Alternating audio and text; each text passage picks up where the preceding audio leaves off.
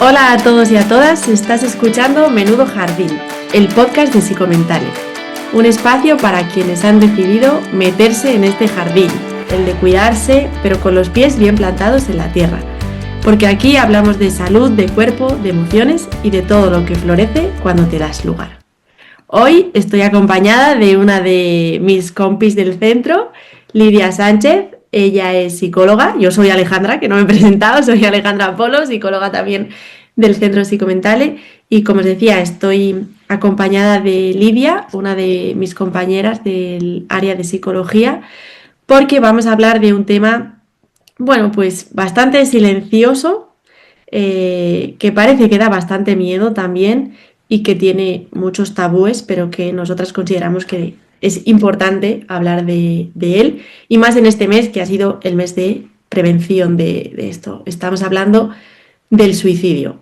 En septiembre, como os decía, se conmemora el Día Mundial de la Prevención del Suicidio, y creemos que abrir esta conversación que vamos a tener Lidia y yo, pues también es un acto de cuidado por las víctimas del suicidio, tanto por ellas como por sus familiares, y porque hablar del suicidio, y esto queremos dejarlo muy muy claro, no lo provoca. Hablar de suicidio lo que hace es salvar vidas. Así que, ¿qué te parece, Lidia, si arrancamos hablando un poco de esos mitos y de esos tabúes que tiene el suicidio? Hola, Ale, muchas gracias por tu presentación. Me parece estupendo y además estoy muy de acuerdo en que este tema, aparte de invisibilizado, es un tema del que no se suele hablar por miedo a incitarlo, ¿no? Y creo que ese es el primer tabú. El hecho de que hablar del suicidio con una persona que tiene ideaciones suicidas o hablar del suicidio en general va a provocar que la gente se suicide. Cuando todo lo contrario, ¿no? Porque al final hablar de suicidio, no sé tú qué piensas, pero hablar de suicidio lo que hace es, por una parte, normalizarlo, y hablar de suicidio con personas que tienen planificación o ideación suicida, les brinda, además de la normalización, ese apoyo y esa red.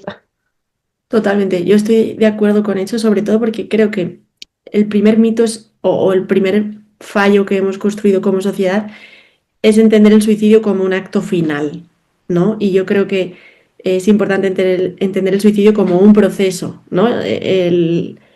Es verdad que el suicidio, por definición, es el acto de quitarse la vida, ¿no? Pero siento que es como el final de todo lo que puede llevar una persona antes, ¿no? Entonces, hablar de suicidio es poder acompañar a esa persona en esa situación para que ese acto no llegue a realizarse y podamos encontrar otras alternativas, ¿no? Entonces, creo que el fallo está ahí, en que hemos visto como que el suicidio es solo el final y o sea, y se nos olvida que hay un proceso hasta llegar ahí, que una persona no se levanta un día y dice, me suicido, venga, sino que lleva tiempo fraguando un malestar, una sensación pues de vacío, de incomodidad con la vida, que hace que entre todas las alternativas que haya pensado en su cabeza, pues el suicidio sea una de ellas. De acuerdo, o sea, yo también visualizo el suicidio como un proceso desde que empieza a fraguarse la idea hasta que se comete como tal el suicidio en sí. Y, o sea, bajo mi perspectiva, es un acto de escape a un sufrimiento tremendo que la persona no está sabiendo gestionar de otra manera. Ujú. Es decir, el suicidio no es lo primero que se le pasa por la cabeza a una persona, que hay veces que también tendemos a caer un poco en ese mito a nivel social de no es que era débil, no es que le afectaban demasiado las cosas. Pues probablemente no, probablemente todo lo que esa persona llevaba detrás es un sufrimiento larguísimo, un montón de ideas y soluciones que habían pasado por su cabeza antes de llegar a plantearse y, por supuesto, realizar el acto de suicidio como tal. Total. Pero como también es lo que hablábamos al principio, como también es algo que está tan invisibilizado, es muy difícil decirle a un amigo, a un familiar, oye, es que estoy pensando en esto. Yo creo que es que estamos rodeadas como de mensajes que tienen que ver con el suicidio, que son falsos y que además lo que hacen creo que muchas veces es como, no digo favorecer que se dé, pero sí favorecer el que no se dé, o sea, el que no se hable de ello, ¿no? o sea, el que no se dé esa conversación, yo qué sé, pues el mítico es que quien lo dice no lo hace, es que quiere llamar la atención, es que no vamos a hablar de suicidio porque es peligroso, porque así la gente copia, luego la capacidad que tenemos de criticar lo que es el suicidio, en plan, es que era un egoísta, es que lo que ha hecho, no sé, al final yo creo que es demasiado arriesgado hacer comentarios de este tipo cuando estamos hablando también, pues eso, del sufrimiento de alguien, ¿no? Entonces, creo que es importante que prestemos la atención a lo que decimos en el día a día. También creo que se usa la palabra como con mucha frialdad, ¿no? Es que al final me suicido, me voy a suicidar, no puedo más, es que me tiro por la ventana. Ojo, ¿no? O sea, que son frases que se usan mucho en el día a día, pero que es que igual hay personas que esas frases están cargadas de, pues, de emociones muy desagradables y de situaciones con dificultad de sostén, ¿no? Con esto que acabas de comentar, yo creo que hay un problema también de normalización para mal de ese concepto. Es decir, no se habla de la realidad del suicidio como tal, pero sí que se utiliza el suicidio de manera muy banal. Se utiliza pues en redes sociales en plan de, oye, no, es que me mato porque no puedo más con que no he terminado este trabajo, ¿no? Que no analizo el sufrimiento de estas personas, pero sí que creo que es una manera de utilizar, de mal usar el término y de que las personas que realmente están teniendo esa ideación se vean de alguna manera no atacadas, pero sí invisibilizadas no sé, que no vean su sufrimiento, su ideación, o sea, su pensamiento real como con la seriedad que tiene. No sé si me explico. Sí, no, totalmente. Y que esa naturalidad también a veces hace que, bueno, pues que no lo veamos como tal problema, cuando es un problema muy grave. O sea, se suicidan al día 11 personas en nuestro país. Mm. Sí, los datos, la verdad que son bárbaros. Aún no están los datos fijos del año 2024, pero los datos provisionales o sea, siguen siendo escalofriantes. Es cierto que ha descendido un poco con respecto a 2023, que fue un año crítico, o eso parece con los datos a priori, pero aún así siguen siendo, ahora mismo no lo tengo a mano, pero creo que 3.800 muertes aproximadamente. Es Y, una y- barbaridad.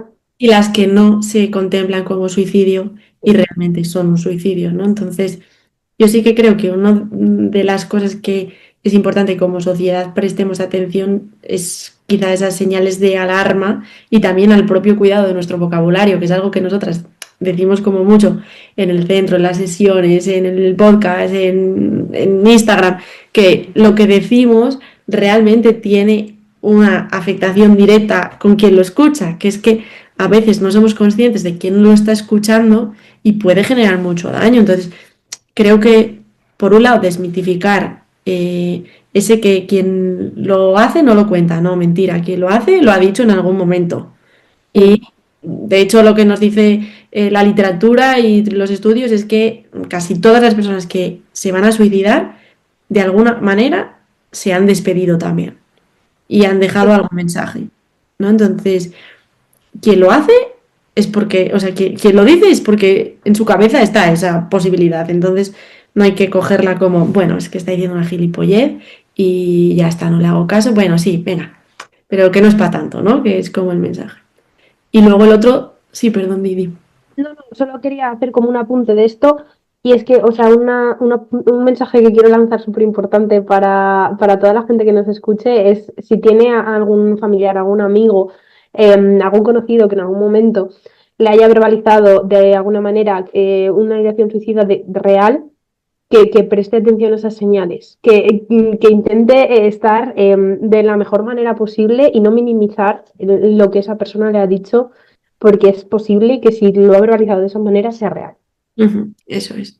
Y luego, pues todo lo que acompaña al suicidio y al morbo, porque siento que muchas de las cosas que es buscar el morbo, ¿no? Fíjate si tenía dos hijas, fíjate si había subido esto a las redes, fíjate, no sé qué. Y no vamos como al trasfondo de la conducta suicida. O sea, que el trasfondo de la conducta suicida es un malestar. Y igual soy un poco bruta en esto, pero si como sociedad no somos capaces de sostener el malestar de quien tenemos cerca, somos responsables en parte de estos números del suicidio. No, no es para que nadie se fustigue, pero igual sí para que prestemos atención. Totalmente. O sea, creo que al final como sociedad y como personas individuales tenemos un papel fundamental a la hora de proporcionar un sostén a las personas que piensan en ello. Y que al final es justo lo que dices, o sea, es muy fácil, entre comillas, criticar el contexto y criticar la realidad de las personas que han llegado a suicidarse, pero también hay que intentar empatizar con ellas en plan, ¿qué podía estar pasando por su cabeza? ¿Qué nivel de sufrimiento estaba experimentando esa persona para que, teniendo ese contexto de tener hijos, tener un trabajo, teniendo todo eso, para que aún así haya tomado la decisión de quitarse la vida, ¿no? O sea, es un nivel de sufrimiento y de malestar tan grande que a veces nos resulta más sencillo, lo que te digo, criticar es que qué egoísta, porque tenía no sé qué, que decir, estaba realmente con un nivel de sufrimiento que era insostenible para él o para ella. A mí esto, cuando hablamos de suicidio así en petit comité y luego, bueno, como estamos tú y luego quien nos escuche, yo siempre cuento, yo tuve una adolescencia bastante complicada, vamos a decir, ¿no? Y me sitúo como una persona de hermano mayor. Luego me dicen que en realidad yo me estoy viendo demasiado mal, pero mi imagen es esa, ¿no? Y estudiando psicología, no sé, y no sé si un poco antes, yo me tomé un montón de pastillas, un montón de pastillas. O las que yo consideraba que eran un montón, me tuvieron que hacer un lavado de estómago, bueno, pues lo que fue, o lo que ahora llamaríamos un intento autolítico. Yo no sé si pienso en mi pasado, no sé si realmente yo quería quitarme la vida. Lo que sí quería era dejar de pasarlo lo mal que lo estaba pasando, ¿no?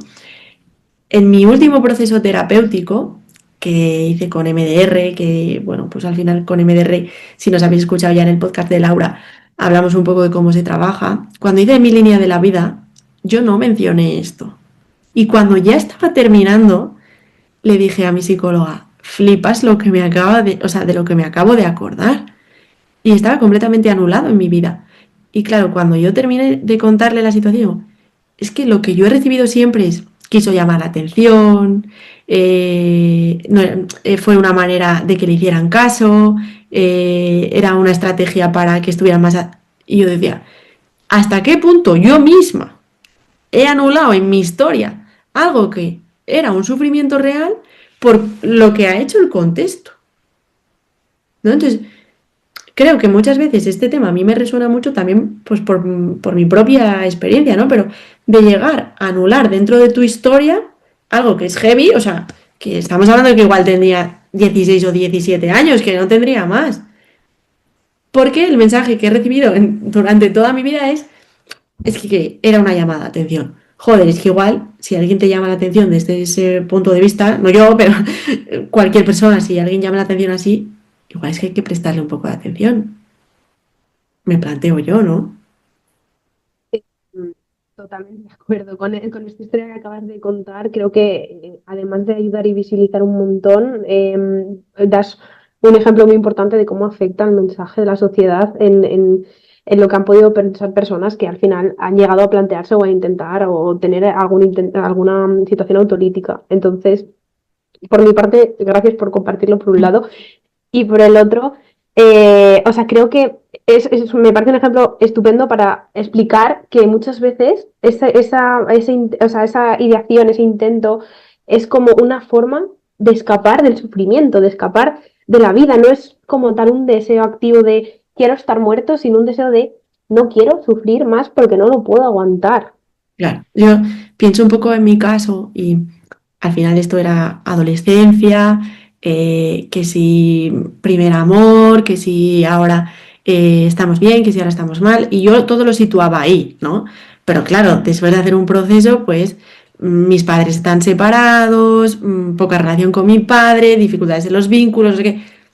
Al final yo estaba arrastrando un malestar al que no se le había prestado atención, bueno, pues un poco por lo que nos pasa siempre, ¿no? Porque a las emociones nos cuesta prestar atención y todo se enfocó ahí en plan, bueno, es que es un adolescente, venía de que me hubieran hecho bullying en el cole, pero tampoco se había llamado bullying, entonces es un adolescente, claro, el primer novio, no sé qué, y es como, no, joder, o sea, que alguien no quiere hacerse daño o sea, porque le ha dejado un novio, que es que hay como mucho más detrás y que yo lo pienso muchísimo.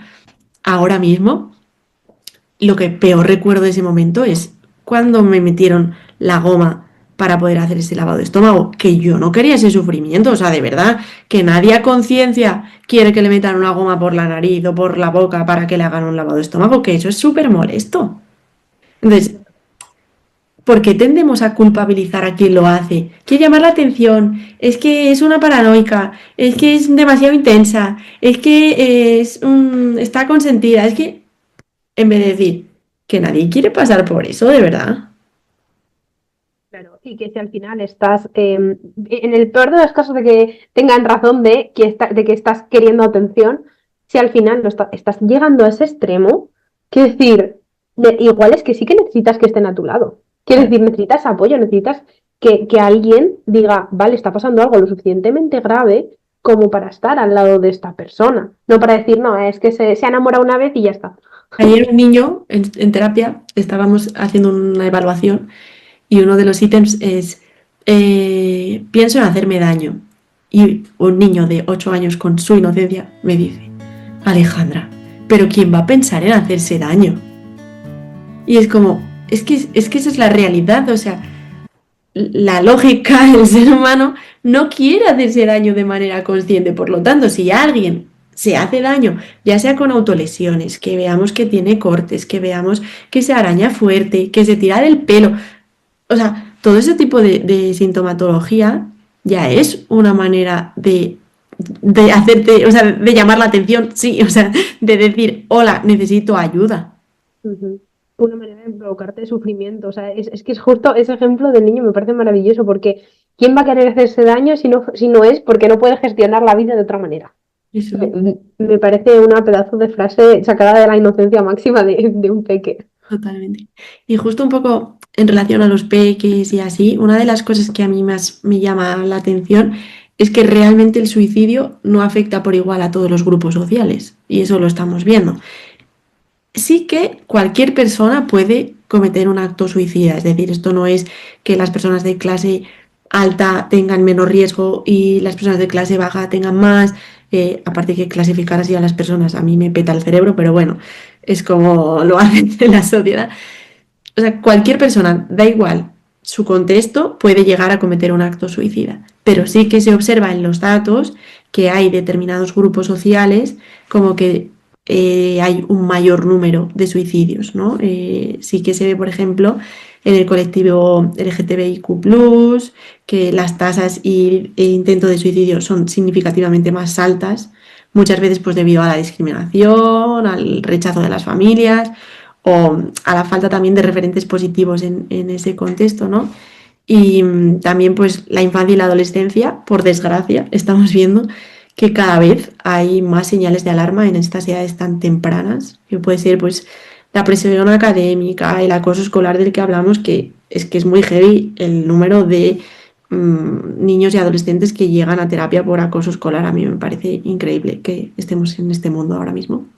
Y también pues la falta de espacios seguros que estos niños o estas niñas pueden tener para contar lo que les está pasando, ¿no? Porque al final ellos o ellas no expresan desde ahí. Hay otros síntomas, dolor de barriga, dolor de cabeza, no quiero ir al cole, me hago pis cuando antes no me hacía pis, ¿no? Entonces sí que creo que es importante que seamos conscientes que hay a personas o a colectivos a los que quizá hay que prestarle un poquito más de atención. Totalmente. O sea, creo que al final hay ciertos grupos, lo que acabas de decir, pues, o infancia, adolescencia, colectivo, personas en situación de vulnerabilidad, que al final se plantean más esta ideación suicida o llegan a cometer más ese acto suicida porque están más sometidos a violencias. Entonces, al final, ya sea violencia directa por tipo de bullying, acoso, por violencias estructurales de la sociedad, de no poder acceder a según qué cosas, o por violencia, yo qué sé, cultural, ¿no? De ignorancia, de manera de referirnos a esas personas, de manera de tratar.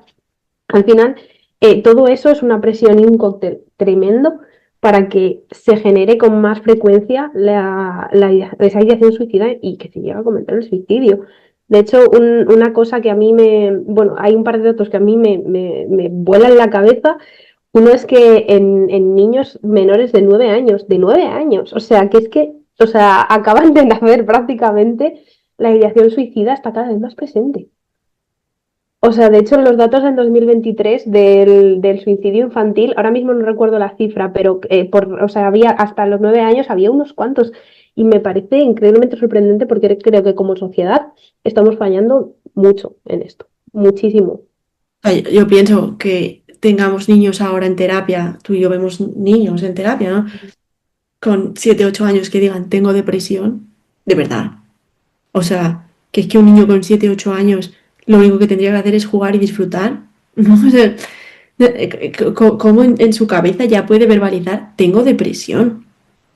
¿Pero qué hace? O sea, es que yo pienso, ¿pero qué estamos haciendo socialmente? Sí, a mí eso es una cosa que me preocupa muchísimo porque, o sea, es que a esas edades es justo lo que dices, te verbalizan o estoy muy triste o hay en ocasiones no quiero salir de casa, no quiero salir de casa niños tan pequeños, no Ujú. quiero ir al cole de ninguna de las maneras. ¿Qué está pasando? ¿Qué está pasando? ¿Qué es lo que no nos está dando ese cole o esos coles? ¿Qué es lo que no estamos viendo? ¿Qué es el apoyo que no estamos dando? Pero es que es realmente muy grave. Yo creo que es que más cara, o sea, no que más cara, pero sí que tela nos estamos poniendo, ¿no? Es como, si no lo vemos, no está, si no lo vemos, no está, si no lo vemos, no está. Yo el próximo fin de semana voy a ir a una formación para entrar dentro de un convenio de prevención de acoso escolar. Y digo, está guay que hagamos esto, está guay que nos formemos en esto. Pero luego vamos a coles donde se está dando el acoso escolar y te dicen, no, aquí esto no pasa. No, sí pasa. O sea, y no pasa nada porque pase, o sea, no pasa nada porque reconozcas que pase. Pero si no se verbaliza, no se puede hacer nada tampoco con ello. Entonces, creo que con el suicidio pues pasa justo esto. Si no hablamos que hay niños y niñas que con menos de 9 años están pensando en quitarse la vida, cuando casi están empezando a entender lo que es la muerte, pues no les haremos ni caso. Y entenderemos que, ay, es que es introvertido, ay, es que le da vergüenza, ay, es que prefiere estar con mamá y papá. No, es que hay algo que está pasando que no. Aquí hay una cosa que a mí me molesta mucho y es que creo que los coles se tienden a tomar el hecho de que haya un caso de bullying o un caso de un niño que tiene ideación suicida como si fuera un problema del cole en el sentido de la reputación del colegio. No lo vamos a decir jamás. Cuando todo lo contrario, si reconoces ese problema, actúas, das los recursos, es cuando estás haciendo las cosas bien. Eso es. Quiero decir, puede pasar en cualquier cole, pero si no pones los recursos efectivos para que no vaya más, entonces sí, es un problema del colegio de verdad. Claro, el otro día me contaban de un caso que el colegio súper empeñado en que era un niño con TDAH, que era un niño con TDAH, que era un niño con TDAH. Le van a evaluar, ya familia desesperada, le van a evaluar. Al final lo que llevaba ese niño era recibiendo acoso durante un año, todo el curso escolar. Cuando van al cole con el informe, le mencionan quién están siendo los acosadores, tal, no sé qué. La respuesta de la orientadora es, ya, pero yo sigo pensando que tiene TDAH. TEA. Vale, o sea, pues sí, igual tiene TDAH, pero realmente, ¿a qué tenemos que, o sea, dónde vamos a prestar la atención ahora? De Ahora verdad. que te estoy dando que este niño lleva sufriendo acoso por un tiempo muy largo, de verdad, o sea, que no estamos invisibilizando ni minimizando el TDAH, pero creo que este problema es muchísimo más serio y es como una manera de desviar el foco, ¿no? Ah, no, es que igual, como tiene TDAH, ¿no? A mí Y de ya verdad está. me parece heavy que en realidad cuando vemos a personas en terapia, casi todas las personas, incluso las que no están en terapia, pero algunas no lo dirán, en algún momento de su vida han pensado en quitarse del medio. Me da miedo, pánico y tristeza que esto pase. Sí, sí, sí, o sea, totalmente. Creo que un porcentaje altísimo de los pacientes que pasan por nuestra consulta al final lo verbalizan en algún punto. O sea, igual con más o con menos nivel de estructuración y de planificación, pero sí lo suelen verbalizar y a mí es una cosa que también me entristece un montón y que, claro, como terapeuta intentas brindar todos los recursos efectivos, pero hay veces que también nos vemos muy limitados en el sentido de damos muchas herramientas de protección para ellos mismos y para que puedan forjar redes, pero si el entorno no acompaña, nos limita mucho en ese sentido. Es que yo creo que este un poco es el mensaje de hoy, ¿no? Que el contexto salva también. O sea, hay a Sí, veces que la propia persona no se puede salvar y necesita totalmente, esto para hacerlo. Entonces, totalmente de acuerdo. Y si me permites hacer un apunte de esto, del contexto, voy a volver a mencionar otra vez el colectivo. Yo que veo a bastantes personas del colectivo, bueno, tú también. tal cual. Simplemente para también compartir que es un grupo social muy, muy afectado por la ideación suicida, por la planificación, incluso por los intentos. Tanto colectivo trans como colectivo gay, como colectivo de lesbianas, bisexuales, etcétera, cualquier letra está muy afectada por todas las violencias sociales y tienen una mayor probabilidad de pensar en realizar suicidio y en intentarlo. Ujú. Y creo que en este grupo concreto, uno de los problemas principales es uno, la falta de referentes y otro, la falta de apoyos. La falta de apoyos efectivos en ese momento y en ese contexto específico. Y por eso lo uno con lo que acabas de decir, ¿no? Que al final el contexto salva y cura mucho. Fíjate, iba a decir que al final el tabú es uno de los mayores enemigos de la prevención del suicidio, ¿no? Pero justo también aquí se une el tabú en el colectivo. O sea, es que el colectivo tiene su propio tabú que se suma a este tabú, ¿no? Entonces, sí que es importante que sepamos que cuando callamos, en realidad dejamos a las personas solas con su dolor, ya sea un dolor que venga de un sitio o que venga de otro, ¿no? Y sin embargo, cuando hablamos, pues lo que estamos haciendo es abrir la posibilidad de compartirlo y de buscar ayuda, de plantar, ¿no? Ya que estamos en el jardín, pues hablar no deja de ser plantar una semilla, que no sabemos hacia dónde va a ir, ¿no? A veces no conocemos lo que estamos plantando, pero bueno, le estamos dando la posibilidad de que crezca y de que salga hacia arriba, ¿no? De que se quede podrida y no tenga manera de crecer y de florecer, ¿no? Entonces, sí que es importante que hablar del suicidio es hablar de cuidado, ¿no? Es de escucha y también es de comunidad, de sociedad. Y esto creo que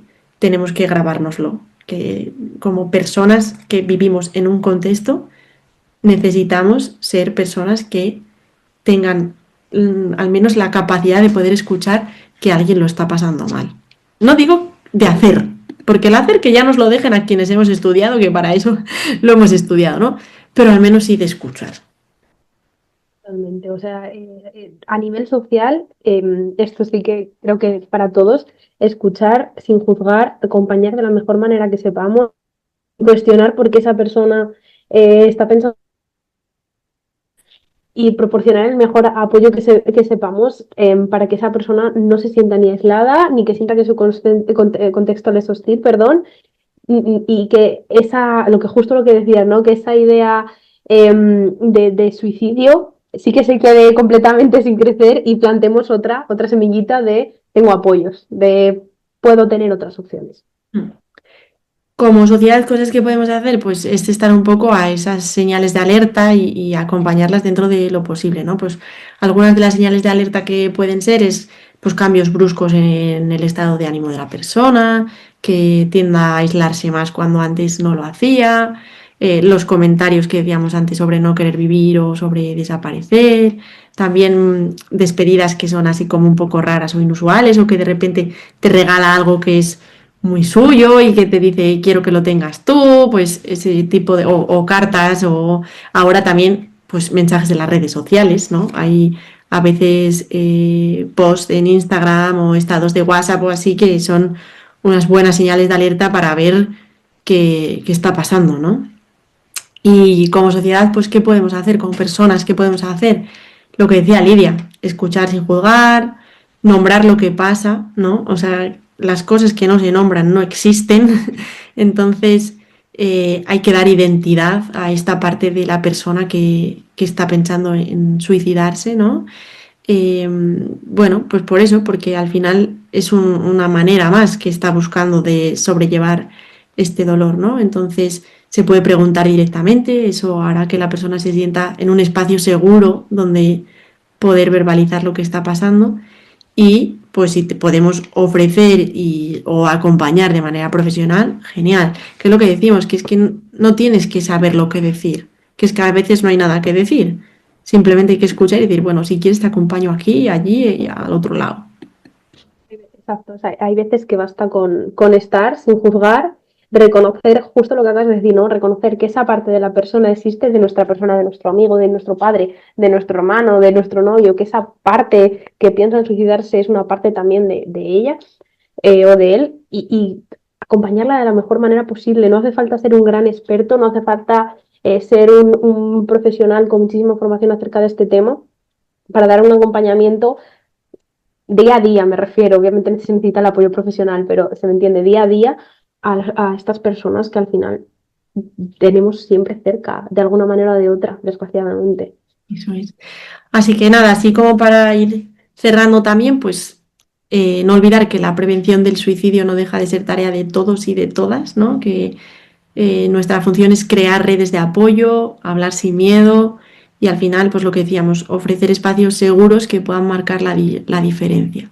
Y Lidia os lo decía antes, que si estás pasando por un momento difícil, si conoces a alguien que está pasando por un momento difícil, pues hacerte saber que no estás sola, que no estás solo, que hablarlo importa y que buscar ayuda al final no es ningún acto de debilidad, ¿no? Sino todo lo contrario. Creo que las personas que deciden hacerse cargo de su dolor son realmente las personas valientes. De acuerdo. Enfrentar al dolor no es nada fácil y enfrentarse a decirle a alguien, oye, he pensado suicidarme, es algo realmente muy complicado. Así que nada, muchísimas gracias por acompañarnos en este episodio de Menudo Jardín. Gracias a Lidia por estar hoy conmigo. Y recordando siempre que abrir conversaciones incómodas también es una forma de cuidar. Y recordaros también que si por lo que sea estás necesitando ayuda, en España está un teléfono gratuito que es el 024, que es el teléfono de atención a la conducta suicida que está disponible 24 horas, ¿vale? Entonces, si lo necesitas, no dudes en llamar. Y nada, recordaros que estamos en Salamanca, que podéis seguirnos en nuestras redes, que os las dejamos en la descripción del capítulo. Y sobre todo, que muchísimas gracias por escucharnos, por acompañarnos un día más en nuestras aventuras y proyectos, y que estamos aquí para lo que nos necesitéis, como nos necesitéis, siempre disponibles para vosotros y para vosotras. Así que nos vemos y nos escuchamos en el próximo episodio de Menudo Jardín. Un abrazo muy fuerte. Chao.